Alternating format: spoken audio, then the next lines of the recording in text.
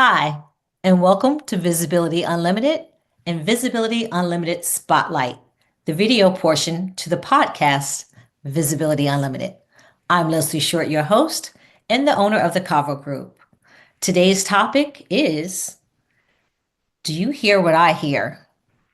After interviewing my last interview, Miles Cabot-Stock, and the young man who had multiple sclerosis and used his app to be his additional voice. I don't want to say it was his voice, his additional voice.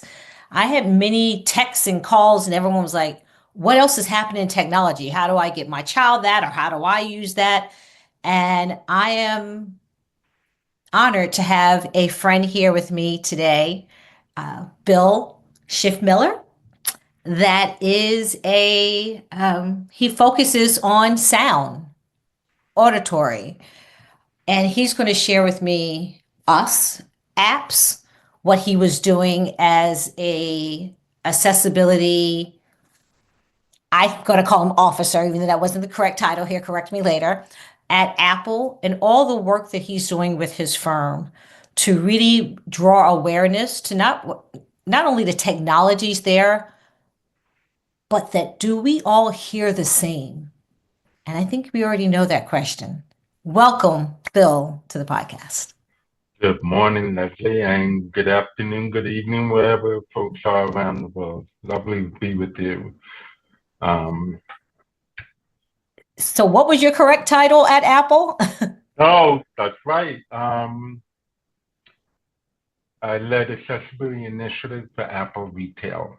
And by that, what that meant was, at the time in 2008 to 2014, there were accessibility features built in, but no one knew anything about it.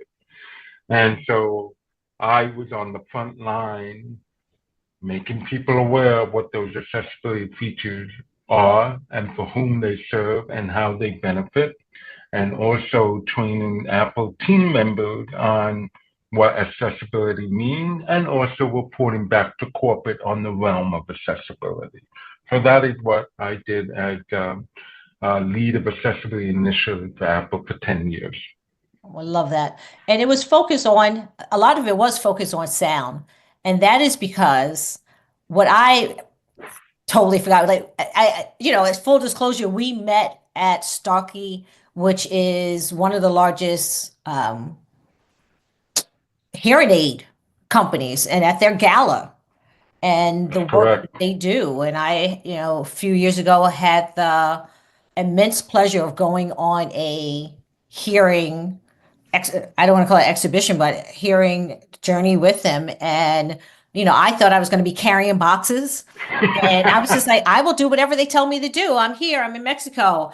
And they taught me how to cut and fit hearing aids. Yes. I had never been so excited to see people hear for the first time. Why is this important to you? Well, I remember that moment, and you and I, we hit it off really well. We were there because Starkey became our partner in being able to provide hearing aids to those in the Philippines. And we were delighted to have them on our side as we supported the locals on the ground. And through Starkey, over 10,000 Filipinos were fitted with hearing aids. Mm-hmm. I am hard of hearing. I've been wearing hearing aids since I'm 6 years old. I have a pretty profound hearing loss, which means I'm borderline deaf. I use hearing aids in order to be communicating with you. And just to get a little bit excited, is my hearing aid is paired up with the iPad as you and I are having our wonderful conversation here. Mm. On the mission that we did in the Philippines, as you were taught, how you cut the tube, how you place the ear mold into their ear before they get fitted with the proper hearing aid. Right. And as you may recall, they had a long table set up. Mm-hmm. And they all looked like peanuts because all the hearing aids were beige, so they had 9 different bags of hearing aids. one being the least powerful and nine being the most powerful. Right. And they always said, whenever you're going to get started with someone who's going to be given the gift of hearing, you want to start with the number two, second to the Mhm. least powerful. And here were children, older Yeah. people who came from all over, to be able to make the journey to get to wherever the mission was being held was a Mhm. big deal. And to see their faces respond, Yes. then you know, oh, we're onto something here. And the thing that really got me, and it made me upset too, is I'm a number nine with my hearing aid needs. Okay. I need power. It's like Spinal Tap. You know the movie? Well, it's got number 11 on the dial. That's what Yeah. I need. I need that power. But to see someone who has been marginalized because of their hearing loss, and they have a mild hearing loss, and they're being fitted with the number two, and even though we tried three and four, they were too powerful. And the fact that they could do something with two, I was like, my goodness, Yes. there is the least powerful hearing aid, and their ears Changes the open up. world. They're like, exactly. And so I was like, oh my gosh, I Right. managed with hearing aid all my life, and I'm blessed with that. And here we're able to pass that on. So for me to go through my life experience with hearing aid, I want to give back and say, hey, you too can have that gift. Well, And and I'm sorry, and I don't mean to cut you off. Let's speak about that because out of all the disabilities that are possibilities, and there are many, when I do speaking engagements, and I know that you do as well, we will mhm, say, does anyone here have a disability that if you would like to share? Or what's the one disability that most of us will actually one day be able to connect on? And everyone just kind of looks around the room and I'm like, it's hearing. Because as we get absolutely. older, and hearing and eyesight are the two things that we lose when we get older, but hearing is where we may actually understand, but most people don't want to have this conversation until they're older.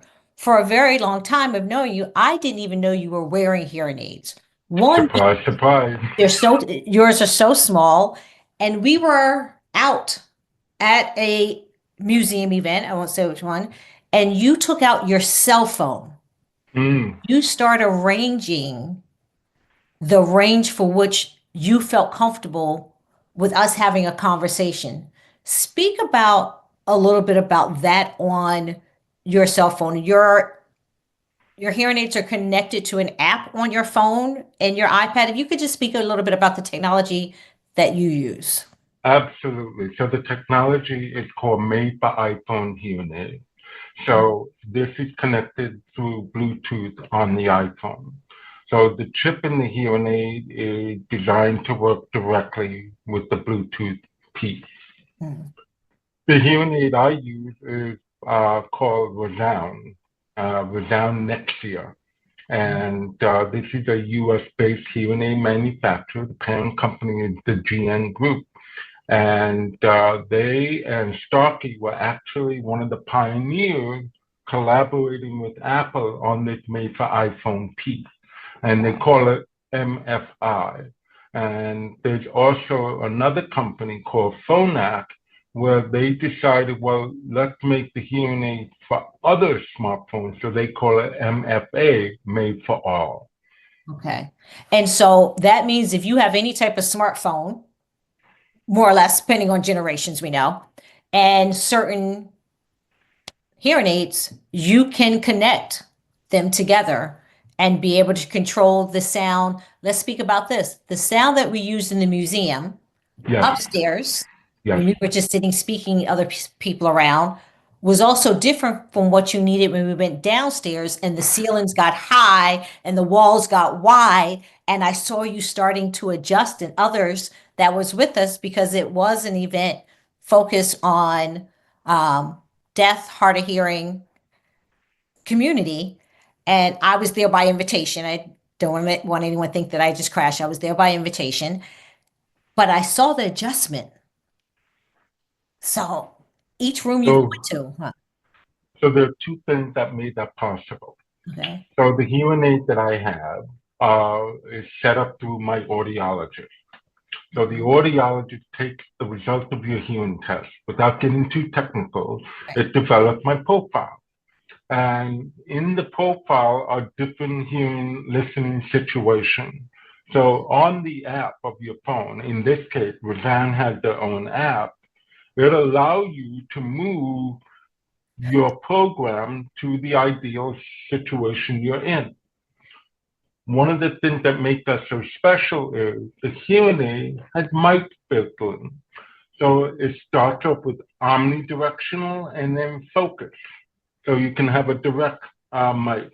So what you saw me doing is, oh, where do I open and close the mic that's ideal, as well as make adjustments to the certain kind of noise levels and frequency in that space.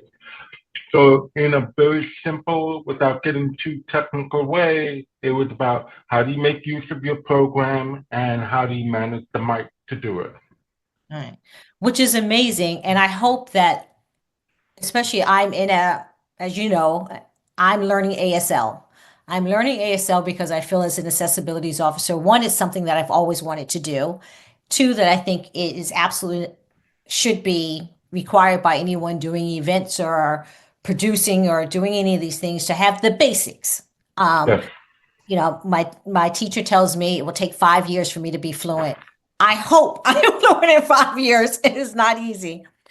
But to have the option to be able to hear or communicate, that's not always the case. Are there other technologies that are available, or whether it's the iPad or the computer, things that will help people just to be able to adjust and understanding? I have three young people, and I'm saying young for me, and their 20s and 30s, that's young. young, that are now starting to lose their hearing, and that's why they're learning ASL as well as wanting to know about other technology. What else can you share that's out there for people? Yeah, those are great points. And, when we talk about uh, being hard of hearing, having a hearing loss with some residual hearing, and then there's deaf. There's deafness, two very different things. And Okay. just because we have something in common where the ability to hear is challenged, but culturally and how we go about our lives is different. So as you may recall, when we were in the room, we saw this woman who had her Android phone pointed at her, and she was using a feature from Google called Live Caption.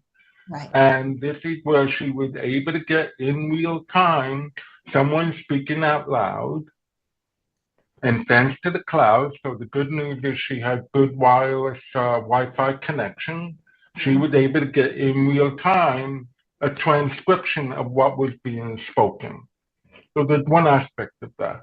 And you mentioned about the 20 something who are losing their hearing, and I suspect that's a new thing or a sudden thing. Yes. Well, to transition to ASL later in life, that is extremely difficult. I don't know ASL. I only know a few words, but I never had the dependency for ASL. But I lip read, I read facial expression and body language. So now you get into the distinction of, okay, we all may have hearing challenges, but what is the best way that I can get my communication? So for those who are fluent in ASL, they could be hearing and deaf. So they will use a language of ASL. And one of the things I need to point out to many people is ASL is not the language on hand. So ASL is American Sign Language, so it does not mean English on hand. Right. So we need to make that very clear. In each country Has around their the, own. well, not each, right. So there's Philippine, there's French, there's German, British. similarity, Yes. yet differences. So there's ASL, and then there are great apps out there, great services for the deaf community that rely on ASL, and they can use their devices to get an interpreter or to maybe have ASLs turned into spoken language for someone who doesn't know sign language. So it works both ways. Right. And in the case with me, I can use something on the iPhone called live listening. If I find that the hearing aid is not quite giving me what I need, I Right. can go to live listening, and the fact that your phone has the mic on the bottom, I could point you in that direction to give me further enhancement. Mhm. So this is not granddad old hearing aid or somebody being heavily dependent on ASL. We are now integrating our world thanks to technology. There's so many possibilities. And so that comes down to, the equity of all of this. A lot of the conversations I have draw on where's the equity in hearing. And so we know you made a great point. If you don't have strong internet, it may be difficult to connect your hearing aid to a smartphone that you may not have or be able to Mm-hmm. use. Mm-hmm. And so when we take into considerations, how do we make tech for all, it is, and that clearly we're never going to satisfy all, but we also need to take in consideration that a child that has been born deaf or becoming deaf or hard of hearing, and I would like for you to make those distinctions as well, for people, if you don't mind, that their parent may not be able to have all the apps, have internet in the house. All of that may not be available. And so we're speaking about businesses, and as they create these apps, I think that we also have to be aware that there's a lot that people still can't get their hands on to aid. But if you could also share that the difference of deaf, hard of hearing, and I know you're not a doctor, so I will we'll disclaimer that, but there is a distinction between communities.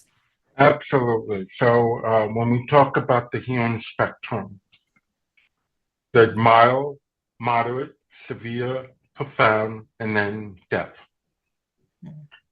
Hearing loss is very subjective, but Mhm. the range that you might hear can be measured according to the places I just mentioned.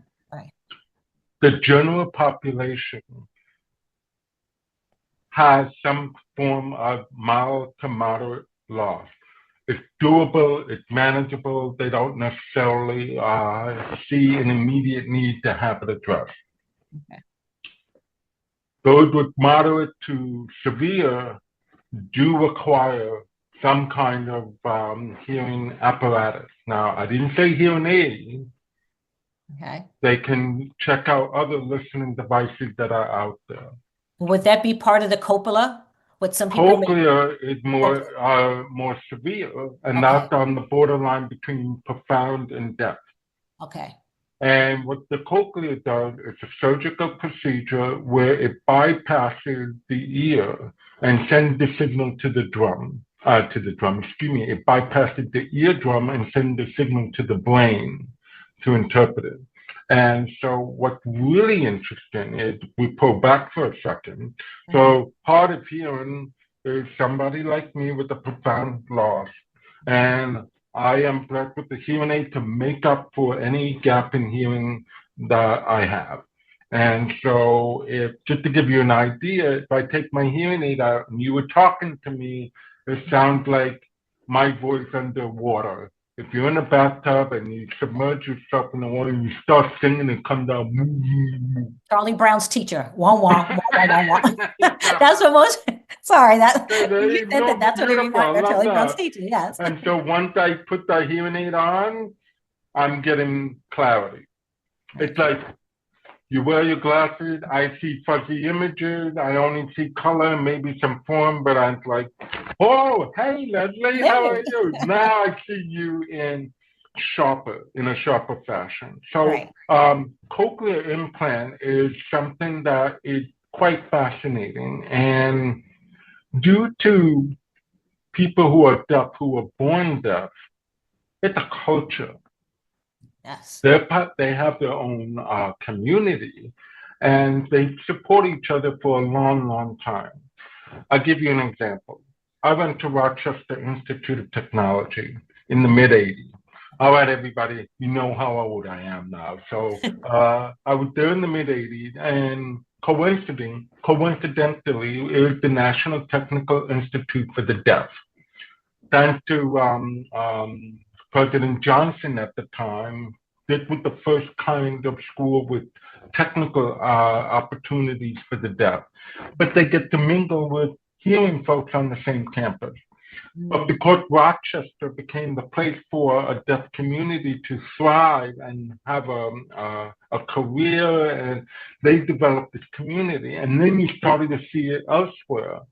But when cochlear implant came along, and then you have those deaf folks who opt to get the cochlear implant, there were those in the community who felt betrayed, like you are leaving our culture, you're betraying our culture. And it's an interesting phenomenon. But right now, it's become quite common to see cochlear implant. It has gotten much better, it's gotten smaller. And those who are hard of hearing and may be deaf in one ear may opt for that. So there are lots of possibilities now with cochlear and hearing aids in combination as well. I love that. Thank you for sharing that. One of the things I want to switch gears a little bit as we spoke about is events, outings, going to restaurants. The sound level for which I think we don't always think about as you walk in. And if you are someone that's producing an event or in charge of an event, thinking about the music, thinking about where speakers are placed, thinking about the sound to have a conversation, right? That may be okay for myself and a friend that don't have any type of hearing loss, but that can change with you or with anyone that's in the community. And so I think that's something that we need to be made aware of when we sit back and we're producing, we make everything so beautiful and we're hiring the band and we have the DJ and we have all the stuff. What's the sound for anyone? And are you taking in consideration, is there a piece of your event that the volume is down? Yeah, so great question. And look, everybody wants to have a good time. And you need to be thoughtful and considerate. Right now, there's a lot of hot and heavy issues around restaurants. And as we get older, it's becoming more and more difficult to hang out and have a good time in a restaurant. Yes. Even in retail, for that matter. Mm-hmm. And even, oddly enough, I deal with the hearing aid manufacturing world and the world of audiologists, and they host parties and events, and they too will have a very loud DJ powered party. And it's like, this is an oxymoron. Right. So while you can have ways to mitigate and manage noise through your devices, there are more choices now than ever. It's still not perfect. But as a host or as a planner, think twice about what you want to be doing by having some of the entertainment, if you will. Think about more of what is the purpose of this event and what is the best way that's going to be accessible. And within that is the audio hearing piece. What can we do to provide the best communication? In other words, clarity. How can we provide clarity to those who are participating? Now, what's interesting is we at Akoio have what's called lifelong sound health, and it's made up of three pieces. Hearing that we spoke about, right. Noise, how do you manage and mitigate noise, and then the last part, sound wellness, how do you make the use of sound to better ourselves? Right. But with the noise part, we're all affected. May we be hard of hearing or deaf or whatever. Everyone is too loud, I affected. have to go. Exactly. And Yes. that's going to leave a bad taste in your mouth. I was going to make a bad joke by saying a bad taste in your ear, but Right. but you want people to come back. You want people to have a good experience. So I would definitely think twice as a planner, as an event coordinator, what is it that we're trying to achieve here? Do we really need that? Because despite all the app and the technology and the devices that are out there, it's still not perfect in those situations. Right. It can um, make it better, but something has to give. For example, sure, I can lower the background, but I'm losing the ability to hear someone speak, so therefore I can't be active in a conversation with someone. And you don't always know whether someone is part of the deaf community. Because people may, oh, I knew that you had hearing loss, but I did not know to what degree. We never spoke about it, didn't care, didn't think about it. I know people have said to you, what's your accent? And not realizing. But I think you do have to be aware and it's not a checklist, but as you go down your event producing checklist, to have that in mind. That is one more thing that needs to be on the list of understanding. I did a great event and the couple was and not because they had a hearing issue, they were just like, we're older now. Everyone doesn't want to party the whole time. Mm-hmm. We had another room that the lights were up higher and the sound was very low. There was still music ambiance, but it was just very low where people could speak and sit down and see each other. How about that? I love that, and it's so funny. You and I are in metropolitan areas, and we go to all these restaurants, and you could tell the generation gap in a restaurant because the older folks are using the light from their phone to see the menu, Yes. and the others don't.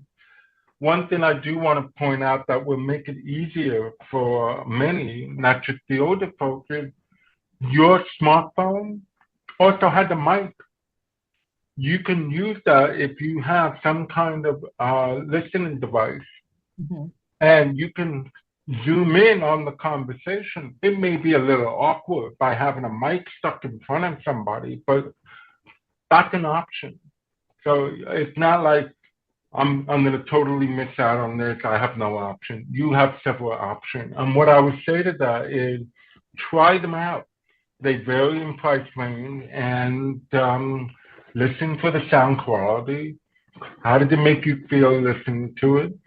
And one of the things that's really exciting now is the Apple AirPod Pro 2 that came out. I saw that. That was what it came out about a month ago. Can you share a little bit? And again, this is not an Apple commercial. This is not a Starkey commercial. We're just sharing what is available in the market for people that are looking for our options or what new options or the techie that just wants to keep up with things. And as well as what people don't think about, DJs always come and it's like, I've lost a lot of my hearing because I have speakers like this, boom, da, boom, da, boom, every night, extra loud. So what is this new Apple, well, the iPod? No, AirPods, sorry. No, that's cool. And let me back up for a second. Mhm. Remember I talked about May 5 phone hearing aid? Yes. That was 2014. That was just the beginning of Apple um, embarkment on this journey of let's understand hearing. And slowly they've been adding features to AirPods, the headphones that they have, even the speaker, and even adding features to the phone to help you enhance it. And Leslie, I think you have an Apple Watch by even getting the noise app notification saying, hey, you're in a loud area. You need to be aware of the exposure that you're in. So you Wow. didn't know that? No, I don't have an Apple phone, but I did not know it could do that. Amazing. So that's a great alert awareness piece. So Mhm. this introduction of the Apple AirPod Pro 2 did not just happen overnight. This is where Apple, over the years, learned and said, okay, we know what hearing aids are, like my hearing aids are prescriptive hearing aids. We've been seeing what over-the-counter hearing aids have been attempting to do. How do we find that sweet spot? Right. So what the Apple AirPod Pro has done is when you first get them on, they look like regular AirPod wireless AirPods, slightly bigger. It starts with a physical test. In order for Apple to do further testing, I want to make sure physically it's a good fit, and it comes with 3 different bulb sizes. Okay, perfect. Because I have Okay, small ears, so hopefully they're fit with the smaller size. right. Once that happens, then you go through a hearing test with a series of beep tones. It's then going to say, this is your hearing range. So we talked about earlier, mild to profound. Right. It's going to give you what is called by an audiologist an audiogram. It's going to give you the distinction between the highs and the lows and your discrepancy when it comes to consonants and vowels. Apple now is incorporating that. It will alert you saying, hey, these AirPod Pro 2, if you have a more challenging hearing type and it's beyond moderate, it's not going to be suitable for you. It's recommended that you go to an audiologist.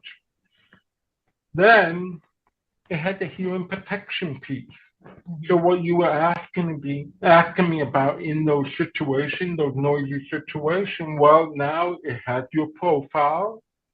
It's going to help make adjustments. It's not going to be perfect, but the whole idea is it's going to protect and try to mitigate any further harm that you might be exposed to. I love that. And it's affordable.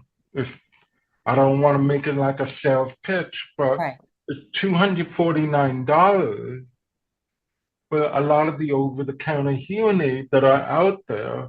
And just to give clarity on over-the-counter hearing aids, the FDA gave clearances to those over-the-counter hearing aids about 2 years ago. And it's designed, once again, for mild to moderate folks. They vary in feature, but they vary in price. Anywhere from what looked like a cheesy $99 one all the way up to $2,000. And look, that $99 one, just for clarity, because I'm all about equity, that $99 one may be someone's entire, they don't have extra money. They don't have extra money to hear. They do what they have to do. And so that $99 one, though they may not be able to get the 200 and something dollar one, maybe better, but that may still give them relief if they are in that range and it works. And I think you have to be tested to really know so it can be beneficial to you. Absolutely. And even within that range, just because I have a profound loss doesn't mean that your profound loss is going to be the same. Absolutely. So that's why this whole discussion about hearing, what you said, do you hear what I hear? Well, we hear differently. And so that's part of the challenge in trying to find a solution. And you always want to have a partner in an audiologist to help you and have a good partner in them, a partnership in them saying, hey, this is what I can afford. What do you recommend? And unfortunately, many of them don't know what to ask. So if you could give, this is a great way to kind of segue almost to the end of our conversation. And again, you're not a doctor, but you're someone that's part of the community. And I'm putting you on the spot. If you could have people ask for 3 things when it comes to maybe their hearing, just in the first time they've met with, whether it's an audiologist or a doctor or sitting at, what are the first 3 things maybe someone should ask for? Or if there's a family out there advocating for their child, first on a personal note, and then the next 3 on a business note. Absolutely. Business note mean, what does it mean for me and my livelihood, or what does it mean for businesses? If someone is, and again, no one is the same, but if you went in and say, hey, I'm great at this job, here are the 3 things I need. Basic. Well, for starters, you need to understand what is it that I need. Okay? Have that dialogue with your family members, your loved ones, your friends, and, they are part of the situation too. You're not alone with it. And look, most people have hearing challenges, so you're not alone. then have a hearing test done to better understand what is truly going on with your hearing. Now, as I mentioned earlier, hearing, noise, and sound. I could have great hearing. I got a noise issue. Now, does that mean I need a hearing aid? Not necessarily. Maybe there are some other options out there. And ask a lot of questions. When you find that partner or you're checking out audiologist like you would with a doctor for other health reasons, get another opinion. Find somebody that you want to be on the journey with in understanding your hearing needs, as opposed to them saying, we're going to sell you this, you need this, and oh, by the way, it's going to be $4,000. Whoa. Yeah. So like with any doctor, ask questions, do your research. Arm yourself with knowledge. Yes. Once you have that and you feel you have a solution or you know what your situational needs are, that's where I could go to my employer or I can go to any situation that I'm in and say, these are my needs. Right. This is how I best handle. And also, Leslie, you and I have been in situations that you were my partner in our communication. Said, Leslie, can you sit over here? I hear better on this side, or if you can, maybe raise your voice, what have you, Have make the other person your partner, and it also makes them aware, and they go, oh, maybe I'm going through that too. Right. So one of the things that my wife and I do when we go into a restaurant is, before I even get to say something, she goes, you're sitting over there because of this, it's in the corner, and then she'll go further by ordering what's on the menu, but that's a different story. That's it. But what's beautiful is you got a partner here. Yes. You don't have to do this alone. Technology helps, but having the human aspect of it and somebody who got your back, that goes a long way. You know what? I want to end there. I think that's a beautiful way to end. But before I do that, I want to know where people can find you. I know you mentioned your company earlier. Just let them know about your company and what you do quickly, and then where people can find you. Absolutely. So the company is called Akoio, Akoio. We are an accessibility and auditory matters company, consulting firm to businesses. And they can find us on akoio.com. And I can be reached simply Bill@Akoio, Akoio.com. Perfect. Thank you. And I know you can be found on LinkedIn. I will share all of that when I send out the newsletter to everyone. Bill, it is always amazing speaking to you. We did good today. Usually, folks, Bill and I will go down 15 different journeys on accessibility and what needs to happen in the industry and what we want to do and how we want to change it. And that is a different conversation. I want to have him back to have more of that.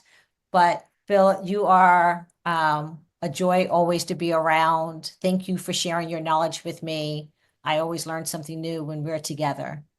And likewise with you. Does that mean I can take my hand out from under the seat? Yes, you did. Okay.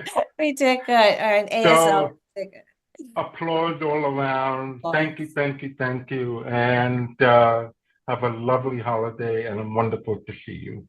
Always. Everyone, thank you so much for joining, for listening, for watching. As always, I hope there was a nugget in there that you learned something new and that we shared something new with you today. As always, I'm Leslie Short, your host of Visibility Unlimited, the podcast, and Visibility Unlimited Spotlight, the video portion. See you again soon. Thanks.